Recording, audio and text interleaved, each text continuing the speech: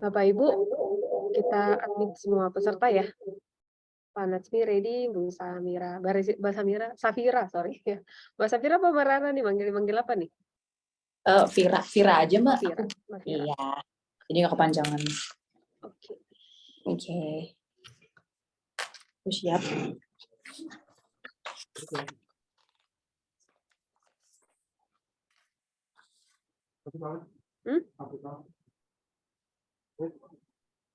Oke.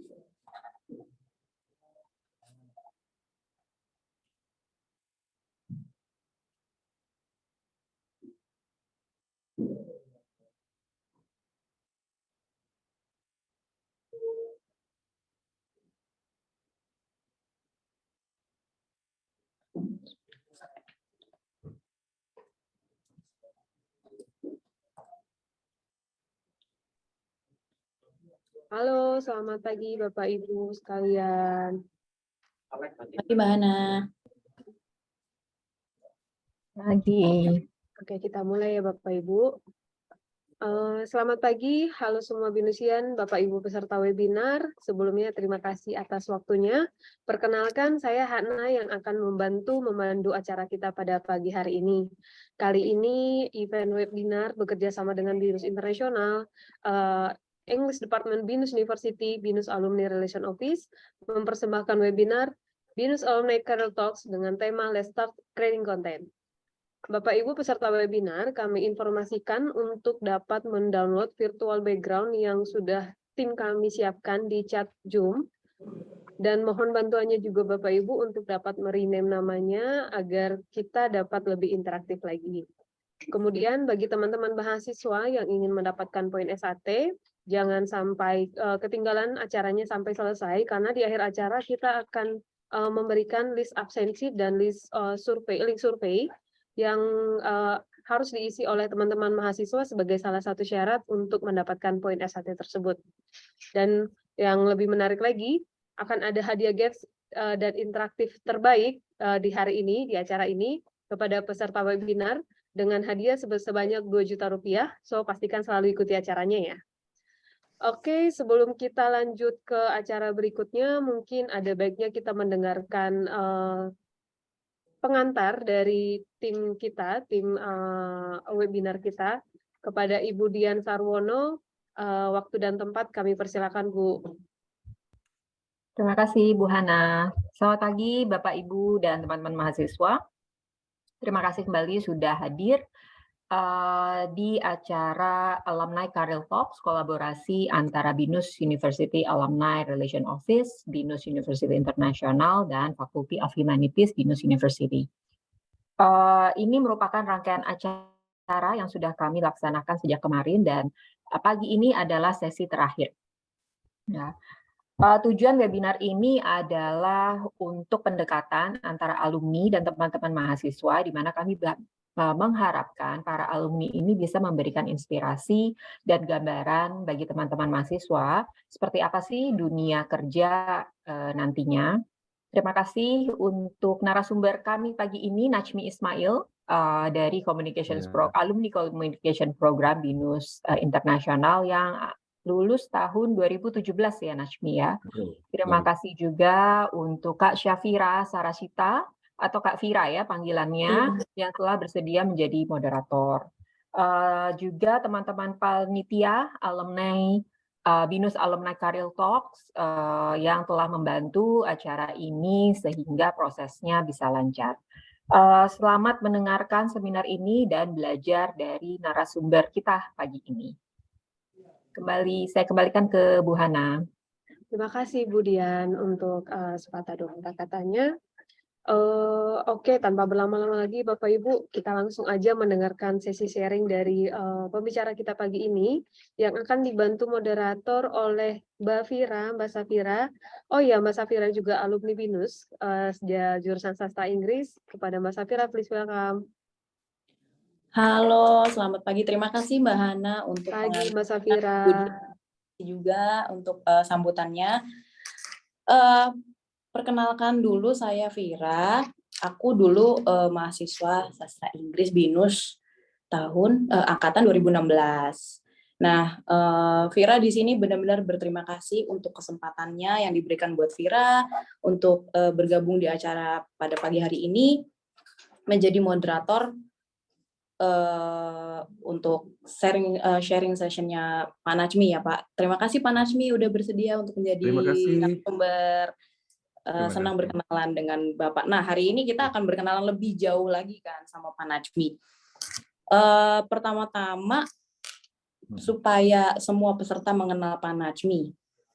Boleh diperkenalkan dulu Pak, nama, terus dulu Bapak jurusan apa, angkatan 2000 berapa gitu. Oke. Silakan. Iya. Terima kasih Vira, dan terima kasih untuk BINUS University Alumni Relations Office, BINUS International, dan BINUS University Faculty of Humanities for this opportunity. Saya lulus di tahun 2017, jurusan Communications dan majoring in Public Relations di BINUS International University. Oke. Nah, Pak, boleh tahu nggak kenapa Mas pilihnya jurusan communication? Jadi dari dulu itu saya ini orangnya memang suka anything yang berbau-bau sharing sih sebenarnya dari dulu. Jadi pas waktu SMA saya sempat mikir mau masuk apa sih kuliah itu, dan saya decide untuk masuk komunikasi karena saya banyak ngobrol sama teman-teman saya juga, dan of course dulu ya kakak-kakaknya teman-teman saya yang ngambil komunikasi. Lalu mereka bilang lulus dari komunikasi banyak banget opportunity kerjaan gitu. Soalnya it's a very versatile ilmu yang sangat versatile gitu. Jadi bisa masuk di banyak bidang, bidang lah gitu. Oke. Kalau gitu Pak boleh ceritain nggak sih perjalanan singkat dulu dari awal kuliah sampai lulus? Maksudnya apakah emang benar-benar ini nih jurusan yang tepat nih buat saya nih gitu? Adaptasinya gimana kayak gitu-gitu. Oke, jadi kalau untuk adaptasi ya sebenarnya ini dari pembawaan diri sih menurut saya. Dulu saya pas masuk kampus ini kan juga dulu di BINUS Internasional yang berbeda dari saya sekolah waktu SD sampai SMA adalah bahasa pengantar. Yang pertama pasti di BINUS Internasional saya berbahasa Inggris ya. Jadi mungkin ada adaptasi di situ, tetapi yang lainnya sih dengan berjalannya waktu sama teman-teman di kampus, sama staff-staff di kampus, sama dosen juga, ya saya membangun relation yang sangat baik sampai sekarang dari saya di BINUS dan detik ini juga gitu. Keren Pak. Oke, selanjutnya ada pengaruh Bapak dulu ikut organisasi nggak di kuliah? Ikut dulu tuh. Nah, boleh ceritain Pak organisasinya gimana tuh? Oke. Jadi dulu tuh saya ikut ada clubs ya dulu ya di BINUS International, namanya BIMUS, BINUS International Musician Society. Jadi ya kebetulan saya memang hobi musik, dan jadi ya dulu pas masuk kampus ada introduction untuk dan encourage mahasiswa untuk masuk clubs gitu. Lalu saya Oke. decided untuk masuk BIMUS lah gitu. And let's see ada apa sih di organisasi kampus di BINUS Internasional begitu kan. Lalu ya ternyata saya banyak belajar juga, especially untuk bikin events. Soalnya beberapa kali kita bikin events dengan BINUS International Music Society. Itu juga salah satu pembelajaran buat saya juga. Saya juga mendapatkan skill baru di situ gitu. Oh, kayaknya seru banget nih Pak Najmi. Kehidupan perkuliahannya gitu sampai sekarang bisa menjadi content creation developer ya Pak ya. Iya. Nah, sekarang tanpa berlama-lama lagi, saya akan persilakan Pak Najmi untuk share, berbagi cerita apa aja kepada para alumni dan mahasiswa BINUS juga. Saya persilakan Pak Najmi. Baik, terima kasih.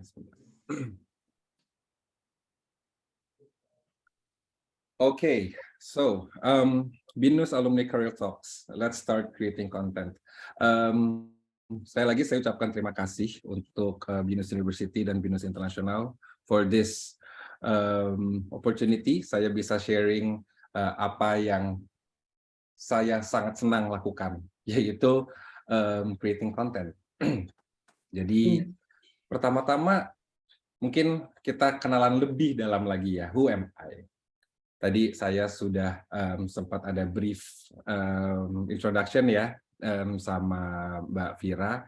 Saya itu dari komunikasi, majoring di Public Relations, dan former member of BIMUS, BINUS International Music Society. Ini ada beberapa foto waktu zaman saya di kampus. Ini logonya BINUS International Musician Society, Musician Club, dan di sana itu ada foto saya waktu lulus di tahun 2017.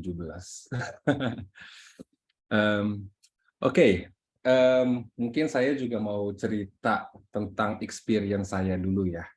Jadi saya ini waktu masih di BINUS International, saya sudah sangat tertarik untuk masuk ke industri. Saya pengen mendapatkan first hand experience selain kampus. Sebenarnya di luar sana ada apa sih gitu. Jadi saya start interning di Sinden App tahun 2015 sampai tahun 2017 sebagai content developer. Jadi Sinden App adalah it gives you the heads up on upcoming events and deals at over 300 venues. Jadi ini adalah app directory untuk nightlife di Jakarta dan di Bali. Jadi untuk sebuah app nightlife diperlukan hal yang menarik orang pastinya ya. Jadi kita ada platform YouTube dan Instagram, itu yang orang-orang semuanya lihat. Dan saya responsible untuk creating content. Jadi yang saya buat adalah articles, audio, dan visuals. Jadi 3 hal itu adalah yang bisa dibilang the core of content ya. Visuals, audio, dan copy. Jadi ini a preview of Sinden App YouTube channel. Saya responsible untuk memproduksi video-video ini. Jadi ada interview, ada music highlights, podcast, dan lain-lain. Ini untuk di Instagramnya, ini juga filled with content, ada infographics, dan yang pastinya juga ada visuals untuk event highlights di minggu itu atau di hari itu. Nih kalau misalnya bisa lihat di sini, ini tahun 2017. Jadi ya, it's the ancient me trying to be in the industry basically. Lalu di tahun 2017 waktu saya lulus sampai tahun 2020 saya sempat menjadi content developer di The Good Step. The Good Step is a concept store based in Jakarta, managed by PT Cipta Retail Prakarsa sejak tahun 2010. Jadi The Good Step has become the main point for fashion and lifestyle from Indonesian and international brands. The Good Step is a place for curated local products to compete with international products. Jadi sedikit cerita tentang The Good Step. Basically, The Good Step itu tuh orang mengexpect experience fashion yang dikurasi gitu. Anything cool, anything new ada di Good Step. Dan saya juga di company tersebut responsible sebagai content developer. Jadi saya ini sebagai forefront external. Basically, bagaimana orang bisa melihat Good Step dari surface levelnya seperti apa, yaitu dari social media asetnya lagi. So, ada beberapa project yang saya pernah involve. Salah satunya ini The Good Step dengan Grab, Ruang Rasa. Ini adalah virtual kitchen campaign, dan saya responsible untuk bikin video dan the concepting of the video. Lalu The Good Step Anti-Social Social Club Neighborhood Capsule Collection, dan project 1 tahun yang mungkin lumayan besar ya saya bisa bilang, yaitu The Good Step dengan Tokopedia. Ini sebuah membuat capsule collection untuk brand-brand lain seperti Swallow, Indomie, dan ada beberapa artis juga yang ikut dalam project ini. Nah, di sini juga content is really important, di mana konten itu membantu awareness orang dengan adanya sebuah project begitu. Selanjutnya di tahun 2020 sampai 2022 saya sedikit belok ke kiri sedikit menjadi social media editor in chief. Jadi saya tidak produksi, saya ke strategik untuk Shopee Live.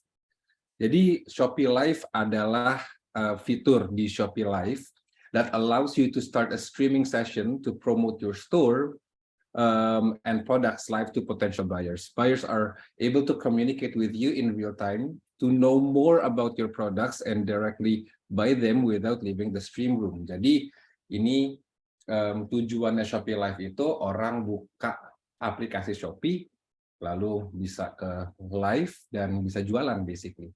Dan saya di sana dengan ilmu-ilmu yang saya udah punya dengan past experience saya meng-apply gimana caranya untuk mengenhance si Shopee Live ini untuk ke audiens yang lebih besar lagi. As we know, Shopee juga salah satu e-commerce yang paling besar di Indonesia sekarang. Jadi harus ada beberapa challenge ya, apalagi untuk strateginya sendiri. Gitu. Jadi ini beberapa visual post yang saya involve untuk buat. Jadi ya ini daily task dan ini setiap hari bikin konten setiap hari untuk jadwal, untuk kalau misalnya ada promo, lagi-lagi ini adalah industri yang sangat fast paced ya. Jadi we're pushing out content very often untuk ini. Dan juga videos yang pastinya. Saya juga sempat hosting live streams di Instagramnya Shopee Live, and yeah, it's a very nice experience talking to a very wide scope of audience gitu. Saya juga di tahun 2018 sampai 2022 adalah video producer untuk seorang YouTuber, Tasha Farasha. She's a beauty makeup producer, content creator, and actually kalau misalnya pernah lihat video-videonya dia, saya yang memproduksi video-video beliau begitu. Jadi apa namanya, it's very fun being kenal sama orang dan trying to know other industries juga ya. Saya jujur di tahun 2008, sebelum tahun 2018, I don't know anything about beauty and makeup. Tapi karena bekerja bersama Tasya Farasya, jadi saya okay, beauty scene is like this gitu. I learn lots of things gitu. Dan saya ada lagi-lagi pushing content weekly. Biasanya dalam seminggu ada 2 sampai 3 video. Dan ini fokusnya di video ya gitu. Lalu bright spot market. Jadi bright spot market saya involved di tahun 2019 dan tahun 2022. The founders of Bright Spot adalah the founders of the Good Step. Jadi memang ini kebetulan, dan awalnya di Bright Spot dulu baru bikin Good Step. Jadi Bright Spot itu event based. Lagi-lagi kurasi meng-highlight retail dan F&B untuk lokal ya. Lokal, tapi mereka Bright Spot mengkurasi. Lagi-lagi mengkurasi mana yang pop up, mana yang cool, mana yang keren gitu, akan ada di Bright Spot. Dan saya juga social media editor in chief-nya. Dan ini yang saya kerjakan kemarin, ini event actually baru selesai di November kemarin. Dan diri saya sendiri, I am a music producer and a DJ. And of course, saya harus bikin konten untuk diri saya sendiri di Instagram saya sendiri. And there you go. Jadi saya biasa bikin musik untuk diri saya sendiri dan perform it live to people basically begitu. So, dan akhirnya sekarang saya bekerja di sebuah agency, Dwi Sapta Densu, sebagai music producer. Focusing on making jingles, making sound identities, dan lagi-lagi ini because I work for a company, jadi saya harus bisa memilah gitu loh. Nanti mungkin saya bahkan bisa jelaskan lebih lanjut memilahnya ini apa maksudnya begitu in creating content ya. So mungkin kita bisa mulai ya ngebahas tentang digital content creation. This is the fun part. I really like sharing things about what I do enjoy gitu, especially when you're doing that you enjoy and you live off with that. It's something that memberikan kesenangan untuk diri sendiri sih sebenarnya, dan hopefully untuk orang lain, because you're doing something gitu. Jadi the fundamentals of digital content creation ini dari experience saya aja ya. Jadi saya membagi ada beberapa segmen. Yang pertama itu ada goal. Habis itu ada idealism versus realism. Ada message, ada technicalities, ada connections, dan ada target. Kita pertama ngebahas goal dulu nih ya. The purpose of your content. So, bikin konten itu bisa ada dua. Basically ada dua ya. Apakah itu untuk diri sendiri ataukah itu untuk orang lain, a brand or a company.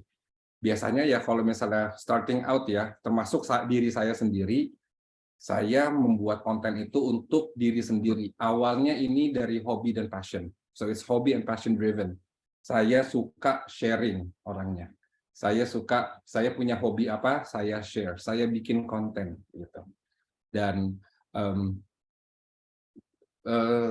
seiring berjalannya waktu, you gain experience, you know people, you might work for a company. Dan di situ, if you are focusing on a person or a company, you're not working for yourself, it's gonna be a different approach karena ini tuh udah revenue driven, bukan hobby or passion driven lagi. Ada sebuah stake yang harus di fulfill gitu ya, because you're not doing it for yourself, begitu. Lalu ada idealism versus realism. Who are you creating the content for? Jadi ini lagi-lagi kalau misalnya kita ngomongin idealisme dan realisme tuh, of course kita sebagai manusia kita punya idealis masing-masing gitu ya. Tapi apa yang kita suka belum tentu orang juga suka, dan vice versa ya, dan kebalikannya ya. So the point is taste is very subjective, but kita itu harus bisa we have to know, kita harus bisa memilah-milah nih. Apakah bikin kontennya itu untuk idealis, untuk diri sendiri, atau untuk realisme. Bisa juga a combination dengan keduanya ya, di mana bikin konten itu bisa mencakup idealisme dan realismenya juga gitu. Itu mungkin lebih bagus lagi. Jadi dua belah pihak yang bikin konten dan kliennya dua-duanya senang begitu. Jadi ya balik lagi ke idealism and realism. Kalau misalnya untuk membuat untuk diri sendiri mungkin idealism dan ya yang konten yang lebih idealis dan real itu bisa di-apply. Tapi kalau misalnya if you're working for a company, I think kita tend towards the realism, di mana ya kita harus tahu lah realitanya, marketnya mau apa, orang-orang yang nonton ekspektasinya apa, yang nonton, yang lihat atau yang baca ya, karena lagi-lagi yang tadi saya sempat bilang konten itu ada visual, audio, dan copy, baca, begitu. Lanjut, message. What are you trying to convey gitu. Jadi ini ada direct messaging format dan ada discrete messaging format. Ini tuh lebih ke kontennya sendiri ini dalam menyampaikan pesannya. The main topic of the content itself, mau langsung atau enggak ya discrete, dengan the content is telling you the messaging for the messaging. Kita kasih contoh aja deh, kalau misalnya yang antara direct messaging sama discrete messaging ya, konten-konten yang dikeluarkan sama let's say brand F&B gitu ya. Kalau misalnya food and beverage, mereka itu lebih direct. Ini makanan kita, ini konten kita bikin sedemikian rupa in hopes of orang ya tertarik, ada produknya gitu. Sedangkan kalau discrete messaging format, mungkin saya bisa kasih contoh Nike gitu. Nike, they don't actually show their products. Mereka bikin konten tuh lebih ke cerita ya, storytelling ya. Dan yang mereka kasih itu lebih diskret karena mereka they are selling us story. Mereka ngasih kita cerita gitu. Dan dengan cerita itu orang tertarik, orang jadi pengen beli Nike instead of direct message gitu loh. Ini lagi-lagi ini contohnya di yang jualan gitu ya. It doesn't have to be like this, tapi ya messaging mungkin saya bisa memilah dari direct dan discrete messaging format. Oke, lanjut. Technicalities and focus. Copy, audio, and visual. Ini sangat menarik ya, soalnya lagi-lagi saya ini lulusan komunikasi. Saya dulu belajar banyak banget ilmu komunikasi, ilmu advertising, journalism, dan itu fokusnya di copy ya, how to write properly, gimana how to write formally, bikin press release, dan lagi-lagi sebagai orang lulusan komunikasi, ilmu ini sangat penting buat saya. Apalagi saya dulu pernah bekerja di mana ya, saya selain bikin konten itu saya kasih contoh ya, dulu pas saya di Sinden App yang The Nightlife App itu ada beberapa kali orang mengirimkan press release, saya harus mentranslate itu menjadi sebuah konten. Kontennya itu adalah artikel. Dan ya, saya belajar bagaimana cara mentranslate sebuah press release menjadi sebuah consumable content yang snackable, enak dibaca gitu. Itu untuk copy ya. Lalu untuk audio dan visual ini juga sebuah realm of content yang kekinian banget ya. Jadi everybody sekarang ada yang pasti smartphone. Smartphone ini udah sangat powerful. You don't need sebenarnya a computer to make content ya sekarang. Jadi what you need itu sebenarnya investment in skill. Jadi pertama itu untuk technicalities, invest on your skills. You read articles, you watch YouTube tutorials, lalu barulah upgrade your gears probably gitu. Jadi ya dengan skill yang baik, dan biasanya ini mulai dari hobi. Kalau misalnya udah dari hobi, suka, bisa di-apply ke industri, ke kerjaan gitu. Jadi ya, copywriting, visuals, ini formatnya bisa image, video, motion, animation, lalu music production, sound engineering, atau sound design. 3 ini yang core untuk digital sekarang ya. Gitu. Lalu ya, yang tadi saya sempat ceritain juga ya tentang gear and software.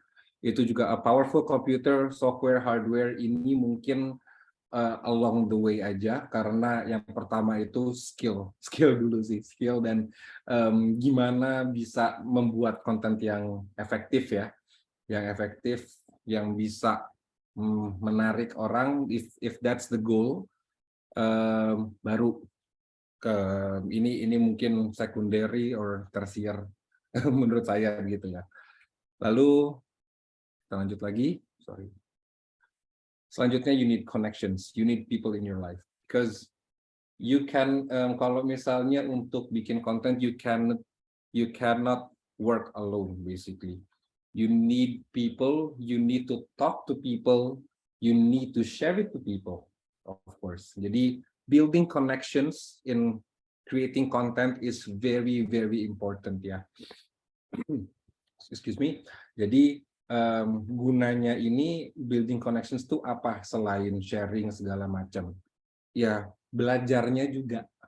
Because knowing people itu yang akan di-share, yang paling berharga itu sebenarnya knowledge ya, dan other people gitu. Knowledge and other people. What I mean by other people is you might be able to know more people yang relevan dengan what you're doing.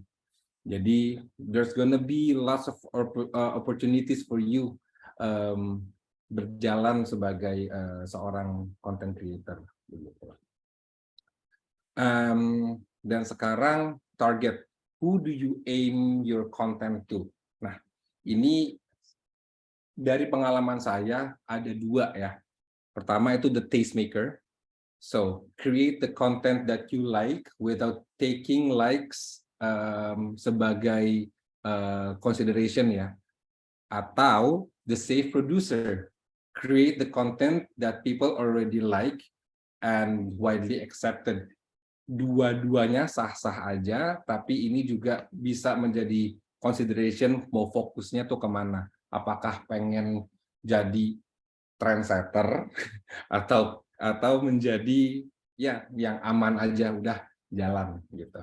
So yeah, the choice is yours, and as a content producer, you make your own path. You craft your career sebagai content producer. It's a really fun field of career, di mana you have to be very creative, very open. You need to read a lot, you need to know a lot, dan ada beberapa ilmu yang mungkin kita udah baca, oh mungkin nggak penting untuk sekarang, tapi ternyata ke depannya menjadi penting. So learning is you will never stop learning when you are a content creator digital. And so here's a quick quote for me from me. So being versatile takes you places. Just be versatile, jalanin aja, enjoy what you're doing, and yeah, you can enjoy your career as a content creator. So yeah, I think that's a very quick sharing session for me. I'm gonna take this to Mbak Safira. Thank you. Oke. Thank you Pak Nazmi. Aduh, aku bisa ngomong apa ya? Ini di ruang chat sudah ada pertanyaan Pak Nazmi. Tapi aku mau sampein dulu kekaguman aku. Ini seru banget, Pak Nazmi keren banget.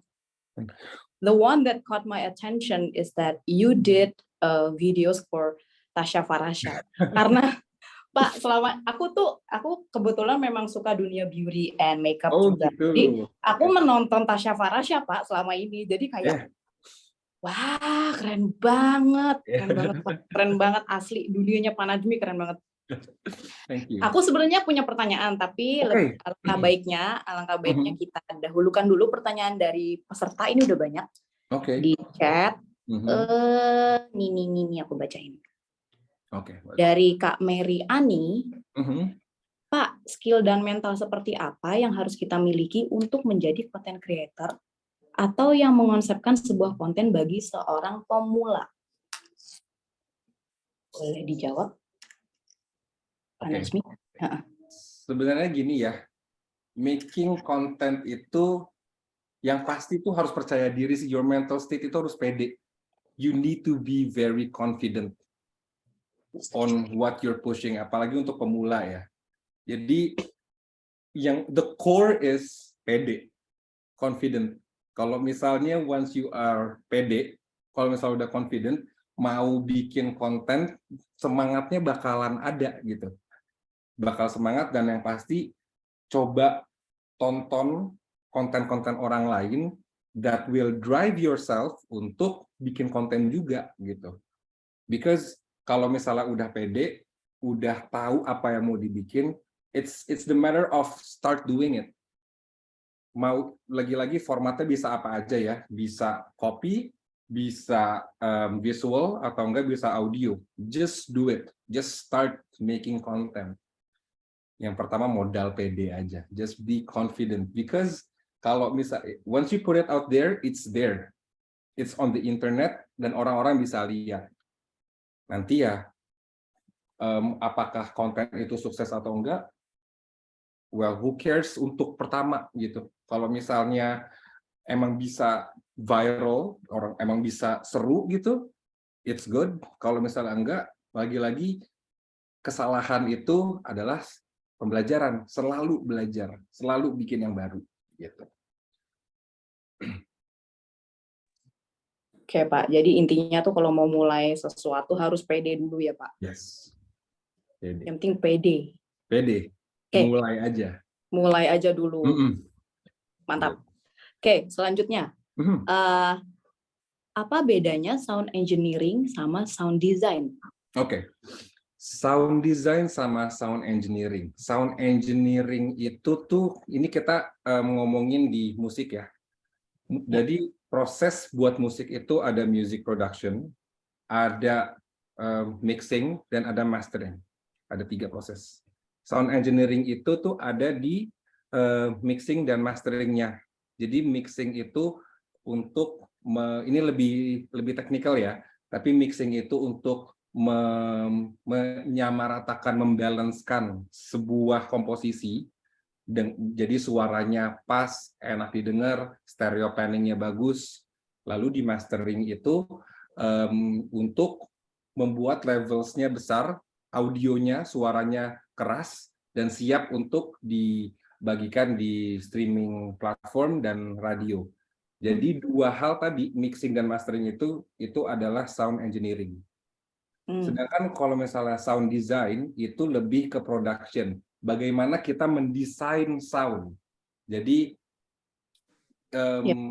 mungkin contoh paling simpelnya kita main gitar gitu. Kita main gitar, that's designing sound. You're making the sound. That's sound design. Oke. Selanjutnya, Pak Najmi. Ini pertanyaan bagus-bagus deh. Aduh, benar. Dari Kak Sandi Arya Wiguna. Oke. Izin bertanya Pak Najmi, ada nggak sih ilmu dari jurusan komunikasi yang berguna banget di creating content? Dan ada nggak ilmu yang nggak diajarkan di ilmu komunikasi yang sangat berguna?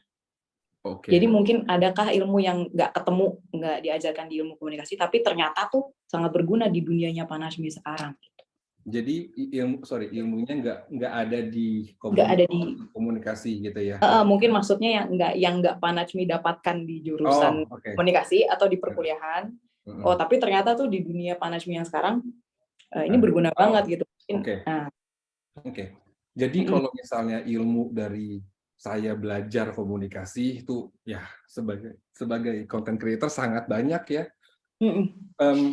Apalagi tahu ilmu-ilmu tentang messaging journalism gitu, itu sangat penting menurut saya ya dalam creating content. Jadi kita tuh mikir kalau lagi bikin konten bukan asal bikin konten aja, tapi lebih mikir gitu. Kita mikir apakah will this work? Karena dengan pembelajaran di komunikasi ya dari gabungan semua ya, dari copywriting, creative writing, public relations, journalism, it all adds up.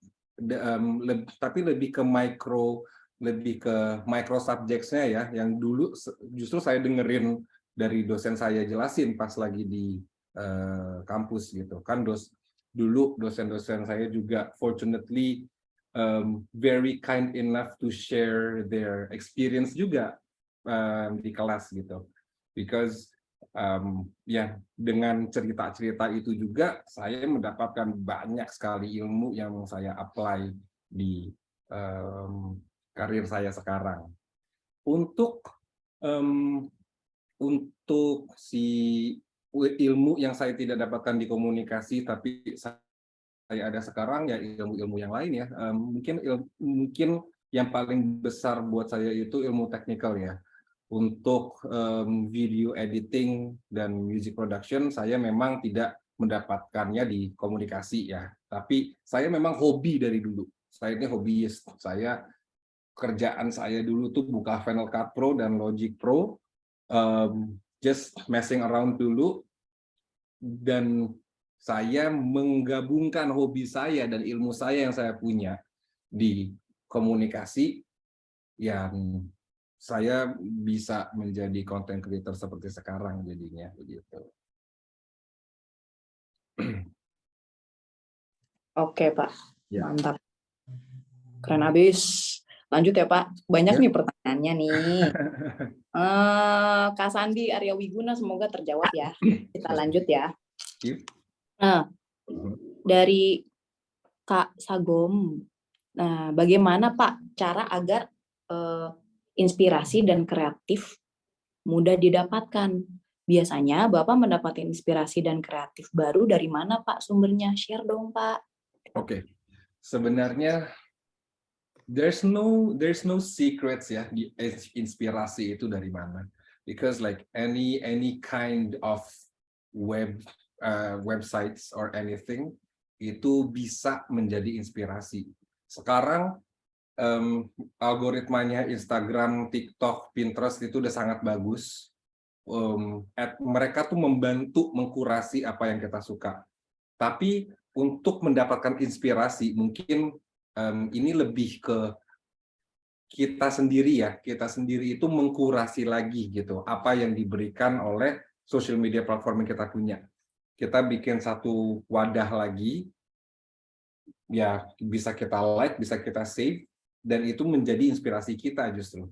Saya mendapatkan, jujur ya, kalau diri saya sendiri, saya kebanyakan ngelihatnya di Instagram, nonton banyak YouTube, banyak baca artikel yang saya temukan di YouTube juga biasanya, cari lagu di Spotify, start a radio di Spotify, and that's it. There's no secret. Bener-bener apa yang orang-orang konsum itu yang saya konsum juga. Iya. Intinya perbanyak perbanyak cari tahu ya Pak. Yes, perbanyak referensi aja. Perbanyak referensi, betul. Baca, nonton video apapun. Yes. Oke, mantap Pak. Selanjutnya sebentar. Oke, dari Kak Vincent Kurnia. Menurut Kak Najmi, kelebihan dan kekurangan membuat konten sendiri dan tim itu apa, Kak? That is a very good question ya. Mantap. Silakan Pak. Bikin konten sendiri dan in a team. Oke. Jadi kalau bikin konten sendiri, you control everything. Bener-bener you control everything ya. Dari writing the content. Misalnya let's say kita bikin contoh video production deh. Kita nulis skrip sendiri. Nyiapin setnya sendiri. Syutingnya sendiri, post productionnya sendiri, everything sendiri. Kekurangannya apa? Cuma satu sebenarnya. Capek. Capek tapi puas. Karena everything itu it's in your head. Lagi-lagi itu idealisme kamu gitu loh.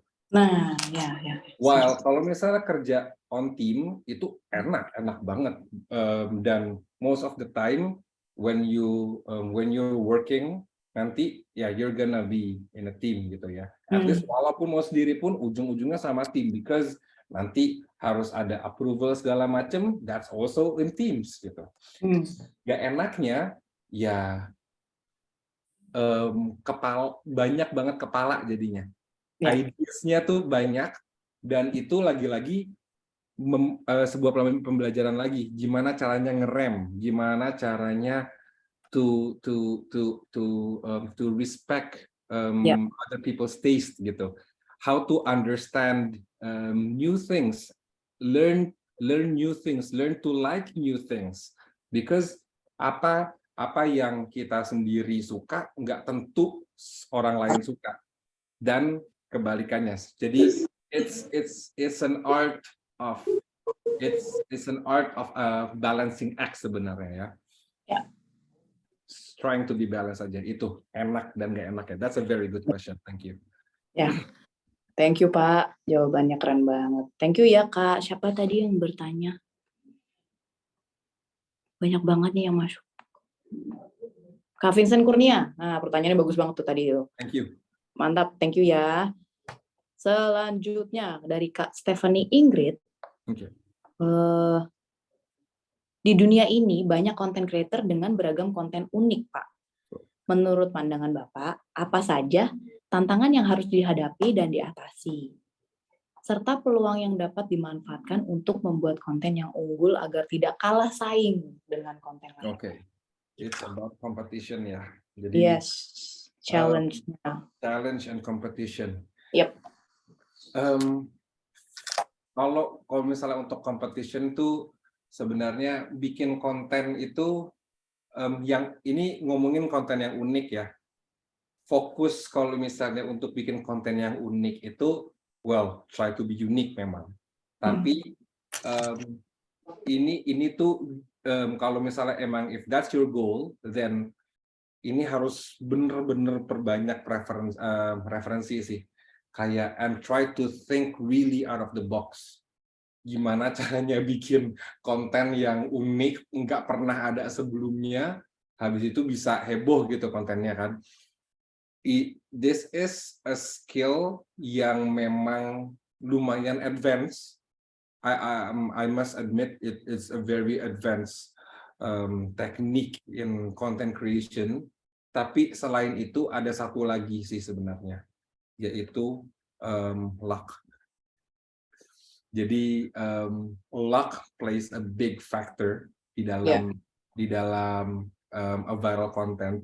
Well, sebenarnya ada kuncinya juga sih, yaitu if you know how to read insights, analytics di setiap platform, di YouTube, di Instagram, dan di Twitter, let's say, or TikTok, you will know the pattern, dan you already know orang sukanya apa. Nanti tiba-tiba kalau if you have built your audience, bikin yang tiba-tiba yang beda, let's say gitu, well, that might go viral, tapi you have to know how to read the analytics dulu juga gitu loh. So yeah, it's a very advanced technique, but yeah, good question. Okay, great. Next question. Ini dari Kak Abigail. Okay. Pak, indikator seperti apa untuk mengetahui keberhasilan kita dalam membuat dan memproduksi sebuah konten? Keberhasilan. Kalau misalnya dibilang keberhasilan, at least for me ya, if you ask me personally, I've never felt that I have achieved my peak yet, gitu. Kalau misalnya bikin konten itu soalnya barometer sukses itu ya mungkin dari you've worked, udah kerja sebagai content creator, mungkin that already counts as a success gitu. Tapi kalau misalnya in creating the content itself sebagai content creatornya, I think personally, if you felt that you're at your peak gitu, you will never learn. Jadi keep learning gitu. Intinya keep learning. Yes, you have to always improve yourself because people are improving. You will kalau lagi-lagi kalau misalnya kita tarik balik lagi, mungkin ada competition or something gitu. Kalau misalnya nganggap orang lain competition, then try to improve. Jadi keep going, never stop learning, gitu. Setuju Pak, keren. Oke, untuk pertanyaan dari chat mungkin aku pause dulu. Aku mau kasih kesempatan untuk peserta webinar yang mau bertanya langsung, mungkin bisa raise hand atau panggil aku, gitu. Mau bertanya langsung silakan.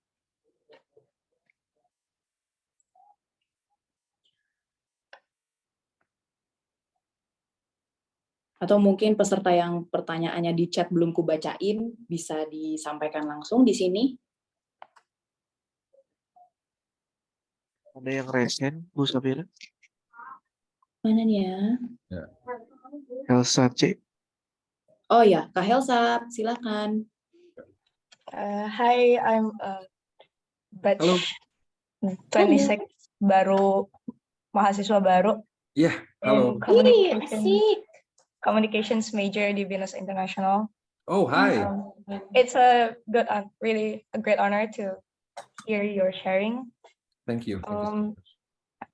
So dulu aku pernah jadi like social media content creator manager gitu juga, and I find it very difficult to adapt with my client because dia itu punya banyak products and services that dia mau mau promosiin gitu. So how do you adapt to like every client, because I know you have your own style of content. Okay, how to adapt to different clients ya? Yeah. Personally, I'm a people pleaser gitu. Ada beberapa orang yang udah maunya gini, maksudnya kayak at least mereka idealis banget dalam membawa diri mereka gitu ya. But me, I am a people pleaser because mau itu that's me doing a content for a client, or me as a employee in a company doing content for a client. I think ini mungkin bisa balik lagi ke what if I am the client gitu. I position myself as a client juga aja sih sebenarnya. Kalau misal me, I please people. Kalau misalnya if you want this, I will deliver. Kalau misalnya kalau bingung, if you are overwhelmed, maybe you can seek out your team lagi gitu loh. Jadi try to relax. Memang pressure-nya kadang-kadang sangat besar ya dari klien ya. Maunya ini, maunya ini, maunya ini gitu. Mungkin bisa dicatat aja, assess everything, and be a people pleaser. Just your mental state bener-bener ditenangin aja gitu, and bawa seneng. Nanti I think everything will run really smoothly and fine. That's what I've been doing during my career as a content creator until now. Gitu. I have one more question. Jadi, Yes, for sure. so when working in a startup or company, what's the obstacle? Kalau misalnya timnya itu sangat kecil, for like 2-3 people, for example, something like that. Okay. A startup, that's actually, ini mungkin sedikit sharing lagi ya. I work in a startup juga. Well, Shopee is a startup company. Dan I was the social media editor-in-chief. My team cuma ada 2 orang. Gitu. It's a really small team ya. Tapi kalau dengan tim yang sangat kecil, itu lagi-lagi dengan pembawaan diri lagi. Jadi walaupun kita mikir, oh, I think we need more people, we need more resources, but kadang-kadang sih dengan smaller team itu sebenarnya is an advantage sih menurut saya ya, karena lagi-lagi kepalanya nggak begitu banyak. There's less thing to worry about. A small team is an excellent team, in my opinion. Jadi ya, try to build your charisma di dalam tim. Try to be comfortable and be comfortable. And I think you can ride and writing content efficiently dan bagus kontennya gitu. Okay, thank you so much. You're welcome. Thank you so much, Helsa. It's a really great question. Okay. Ada lagi kah Bapak Ibu yang mau bertanya secara langsung? Atau gini deh, lagi menunggu. Vira sebenarnya punya pertanyaan, Pak. Oke, ya. Satu aja. Dan pertanyaannya sebenarnya masih mirip dengan pertanyaannya Helsa. It's about your style of creating content. Jadi kalau aku pengen tahu, adakah tren berkonten di dunia perkontenan itu ada tren nggak sih gitu? Seperti yang tadi Pak Nashwi bilang tuh, ada konten yang kekinian gitu kan. Nah, how do you adjust to the trend gitu kan? Kalau misalnya ada tren ya. Nah, atau Pak Naj bertahan dengan style konten sendiri? Oke. Ya, kalau saya sendiri tadi saya sempat bilang ya, ada safe producer dan the tastemaker gitu. Yes. Saya itu dua-duanya. Kalau untuk diri saya sendiri, I'm a tastemaker. I wanna share what I like gitu. Yes. Jadi I don't wanna ride the trend. If it's for myself, if it's for me gitu ya. Yeah. I don't wanna ride a trend gitu. Tapi if you work in a company, then you have to be the safe producer. You have to fulfill what your client wants. You represent your company gitu loh. Yeah. Jadi ya you have to be the safe producer juga. Jadi ya I think what's best to do is be versatile. You know how to do both. Gimana caranya ride the trend and not ride the trend. I have my aku punya idealisku juga kayak gimana. Yes.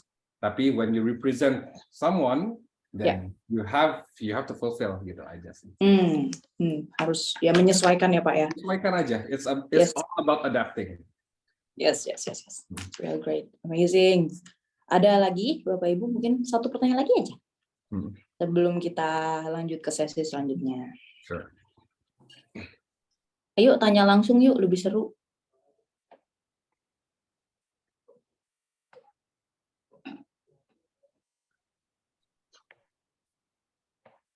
Lagi nih, gimana Mbak Hana?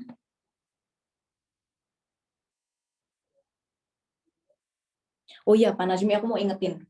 Lagi menunggu ya mungkin ya. nanti Pak Nazmi pilih ya 3 pertanyaan yang paling keren, yang paling Oke. amazing. Oke. Gitu. Iya. Jadi sudah ini juga sudah di recap pertanyaannya oleh Mbak Hana. Jadi Pak Naj bisa pilih-pilih pertanyaan yang paling keren. 3 ya Pak, 3 pertanyaan. 3 pertanyaannya. Oke. Oke. Kulihatnya sepertinya sudah tidak ada yang bertanya lagi. Ya, aku close aja ya sharing session-nya dan question and answer. Thank you for everyone yang sudah bertanya. Pertanyaannya keren-keren banget. Pak Najmi juga inspiratif banget. Aku banyak belajar dari Pak Najmi. Terima kasih sudah memberikan kesempatan Vira menjadi moderator. Saya kembalikan ke Mbak Hana sebagai MC.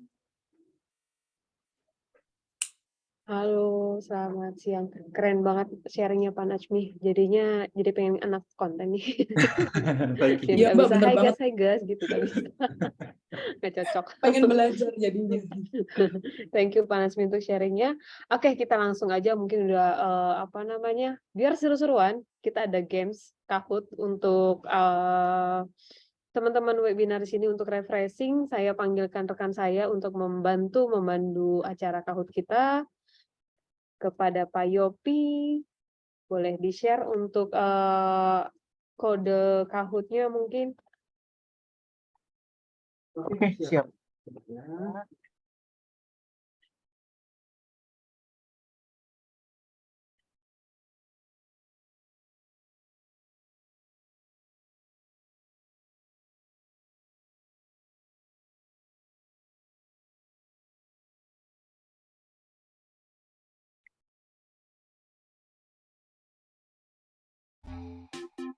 Oke.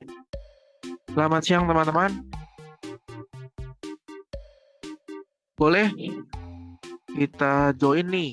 Kita join ke Kahoot-nya. Bisa mendapatkan cash juara 1 sebesar 300.000. Ayo join. Yang joinnya boleh masukkan namanya nama yang asli ya. Jangan nama yang berabal nih. Kak Yopi, aku boleh ikut nggak? Boleh, ikut aja. Barangkali ada kesempatan menang.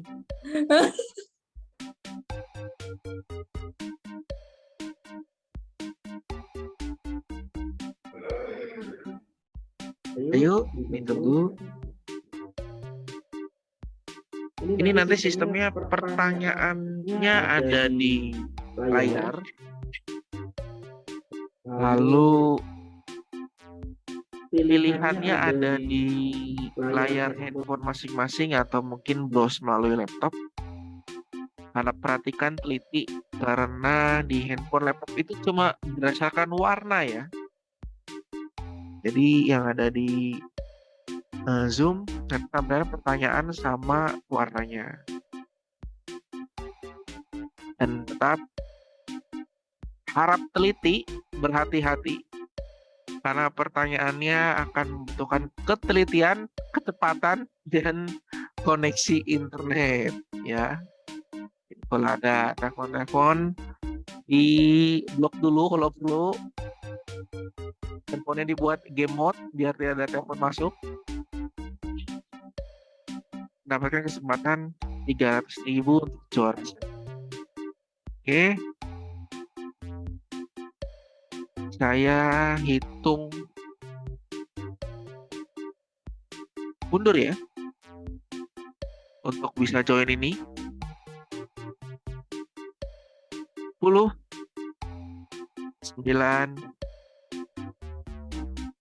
8 7 6 5 4 3 2 1. Itu yang gambar MLK namanya nanti nama yang asli ya. Start ya. 1 2 3. Oke. Pertama nih. Dari jurusan mana yo speaker hari ini? Ayo, tadi sudah diinfo sama Bu Safira. Perkenalan pertama.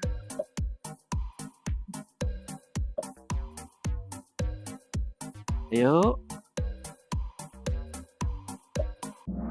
Iya, jurusannya computer science. Ya, computer science, communication, computer science. Next. Wih, kan semoga menjadi tetap juara bertahan ya. Kita next lanjut. Nah, ini benar atau salah nih? Ayo, ini kampus BINUS Malang apa bukan? Dain lo. Ada BINUS Bandung. Ada BINUS Semarang. BINUS Semarang bukan ini kira-kira ya? Atau ada BINUS Alam Sutra? Ya. Oh ya. Itu kampus BINUS Malang ya yang tadi ya. Mungkin yang 8 yang salah pencet tadi mungkin buru-buru. Atau kalau nggak tahu mungkin bisa main ke Malang lihat kampusnya. Next. Ya, Irhan ternyata gagal bertahan ya. Kita next ya.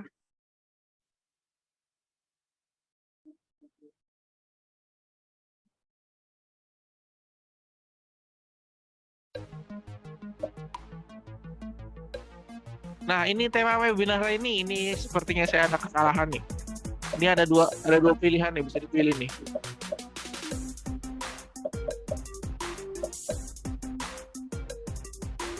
Multiple select.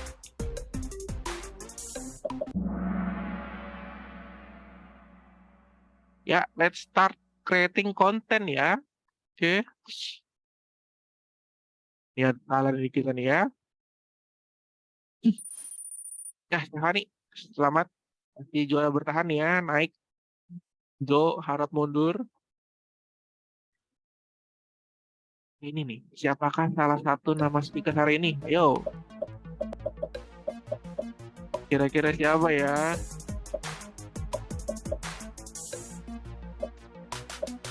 Bu Safira mungkin? Atau Pak Ismail? Ya, betul. Pak Nasmi Ismail ya. Next. Wah, Stefani masih bertahan nih, juara bertahan ya. Next, nah, kampus BINUS mana ini? Ayo. Nah, ini nih. Ini tampilannya dari atas ya. Ini Ini kampusnya Pak dari Nasmi atas nih. loh. Kampus mana, ayo? Kampusnya Pak Najmi, guys. Ayo. Gimana tadi guys? Bahasa enggak guys? BINUS Internasional, guys. Aduh. Ayo. Mas, Ada yang salah loh Mbak Safira. masih ada di Apa kampus salah? Kijang loh. Aduh. Nanti sering-sering main ke kampus Senayan ya. Barangkali nanti ketemu Pak Nasmi ya. Iya. Duh, aku anggrek terus nih. Ya, Vira jadi naik nih ya. Kayaknya Stefani tadi loading nih. Nih, alumni BINUS menjadi konten kreator. Konten kreator gaming nih. Ayo.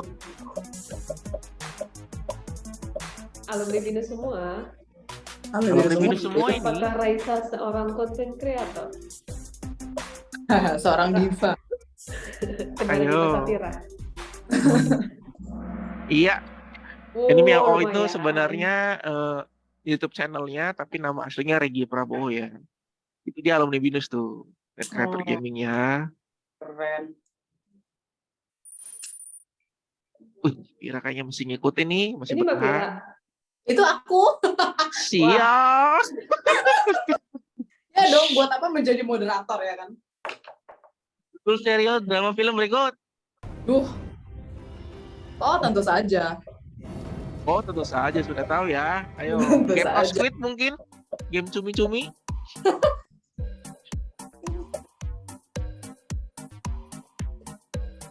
Ayo. Ya, ini ada yang nonton game cumi-cumi kayaknya nih. Oke, ini kayaknya Mbak Vira yang menang. Bagi-bagi deh ntar sama Mbak Hana hadiahnya. Ya boleh. Ya, juara tiganya Yang Irhan teratas ya. mendapatkan Iya. 150.000, Stefani 250, dan Mbak Vira mendapatkan 300.000. Oke, terima kasih. Nah, jangan berkecil hati. Untuk Iya. juara 4 sampai 10 akan mendapatkan masing-masing 100.000. Sebentar saya informasi. Untuk juara 4 sampai 10.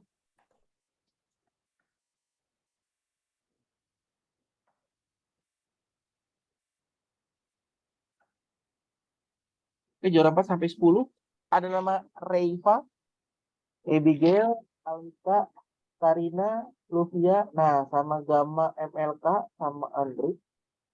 Boleh pemenang ini konfirmasi. Tim boleh konfirmasi chatnya. Nah, konfirmasi ke WhatsApp chat.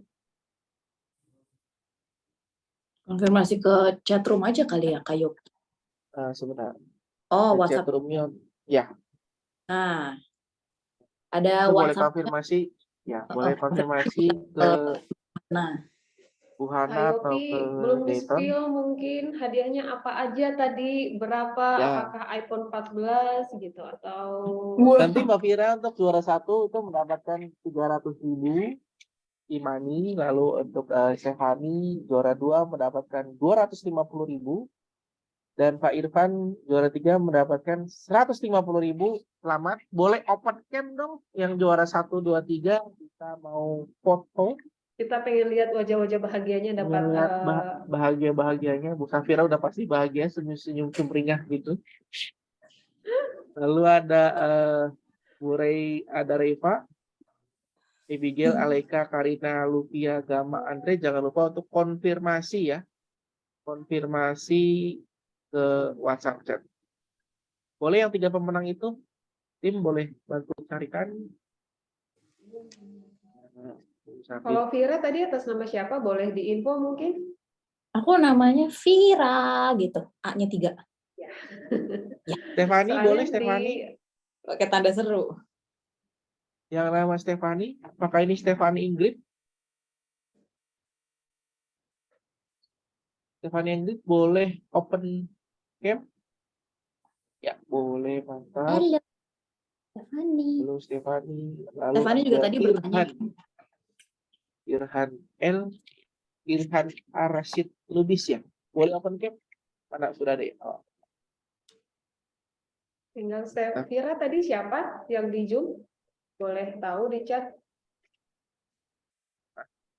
Siapa? Kenapa, Mbak Hana? Siapa? Yang atas nama Vira.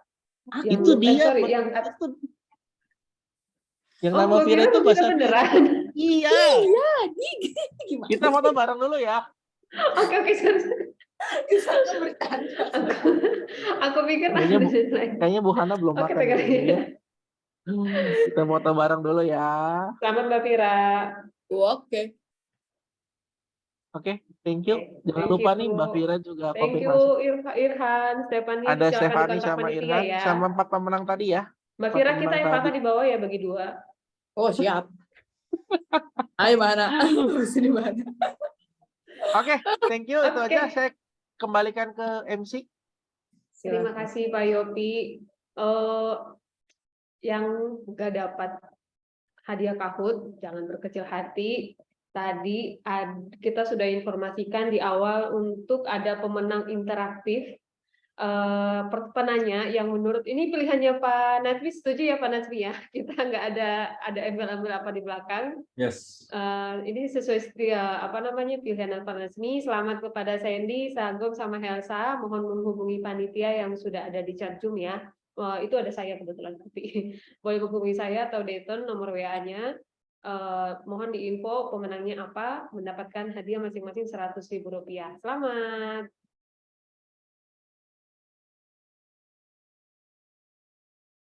Kita mau foto bareng dulu mungkin. Iya, jadi kita foto bareng dulu teman-teman. Bagi Bapak Ibu peserta webinar, semuanya mohon on cam. Kita ada baiknya mengabadikan momen kita hari ini. Mohon bantuannya kepada tim, nanti mohon di tag ya. Mungkin saya tunggu sekitar beberapa saat.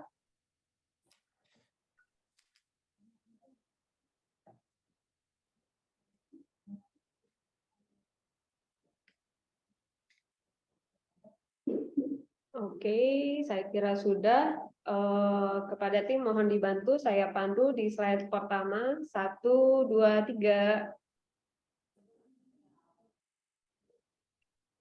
Slide kedua. 1, 2, 3.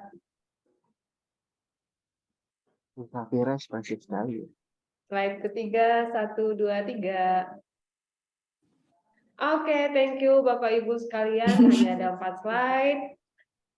Berakhir sudah sesi kita kali ini. Saya ingatkan kembali kepada mahasiswa yang ingin mendapatkan poin SAT untuk mengisi link absensi dan link survei yang sudah tim kami kirimkan di chat Zoom.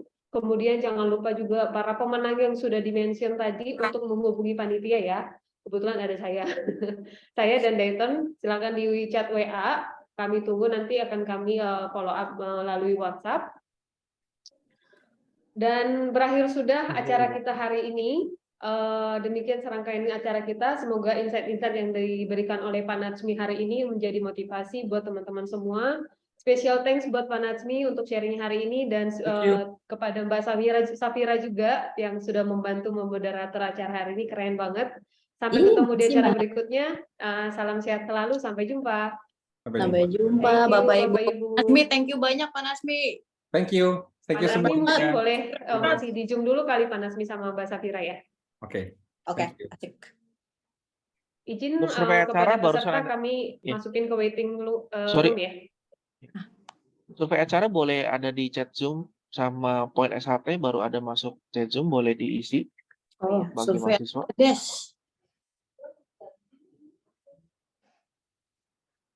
Ini gimana sih?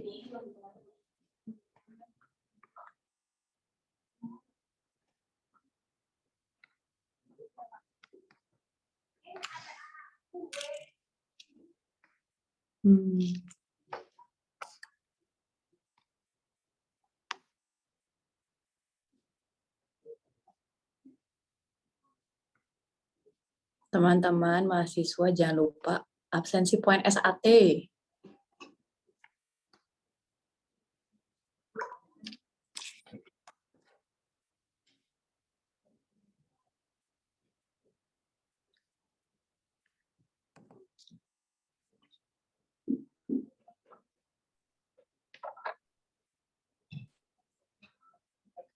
What I do without you, maybe we could try to figure out a way to put our past aside.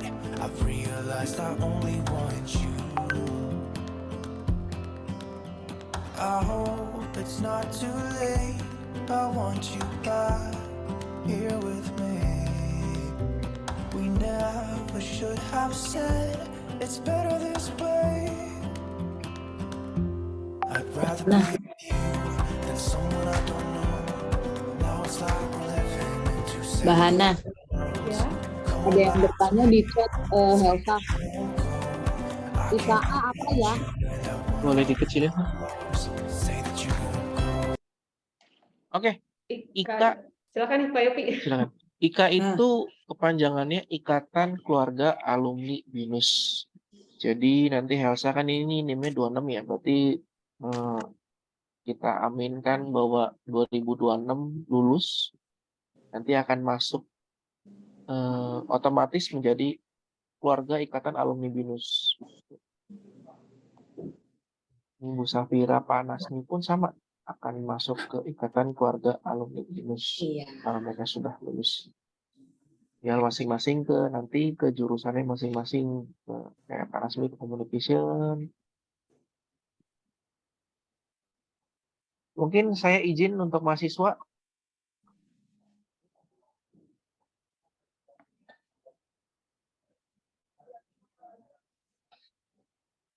Kita tim boleh masukkan ke waiting room mahasiswa-mahasiswa. Say that you won't go.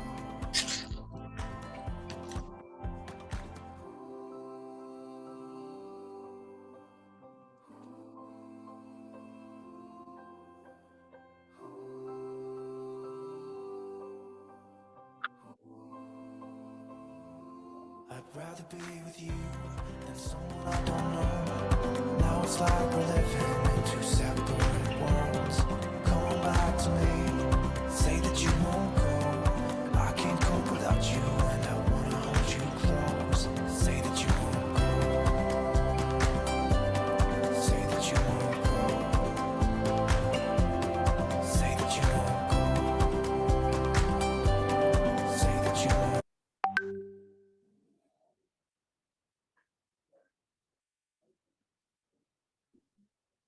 Oke, Oke, Pak Natsmi, thank Thank you so much. Kita mau foto bareng dulu mungkin ini tim Oke, sama Pak yuk. Natsmi, Mama Yuk. Budian.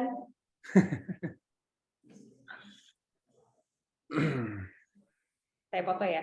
Kita Iya. dibantu ya, Pip? Hitung. Oke. Yang cantik 1, 2, 3. Lagi 1, 2, 3. Oke. Pak Natsmi, thank you so much. Mbak Safira, thank you atas Iya, sama-sama bantuannya. Mbak Nashmi. Pak Nashmi, thank Jangan you ya Pak. bosan-bosan ya. Thank you. Keren banget Pak, aku ngefans. Ya, benar keren. Aku ngefans banget, keren banget. Budian, terima kasih banyak. Kemudian Terima terima kasih kasih. banyak atas bantuannya. Pokoknya semua tim alumni relation office, makasih banyak ya. Thank you, Mbak. Pak Rudi, terima kasih. Jangan bosan-bosan kita hubungi ya. Jadi Oke, langganan. happy weekend all. Thank you. Dadah. Saya izin end meeting ya. Bye. Happy weekend. Dadah. Thank you.